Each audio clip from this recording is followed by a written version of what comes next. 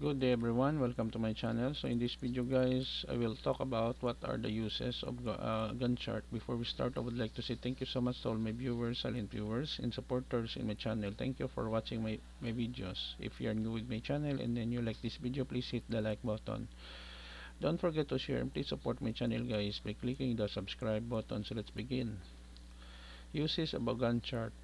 First, we have your project planning, helps set deadlines and allocate resources.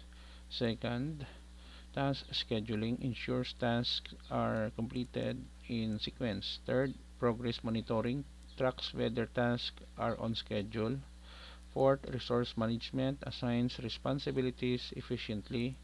And lastly, fifth, collaboration and communication keeps teams informed on project status. Gantt charts are commonly used in software development, construction, event planning, research projects, and business operations.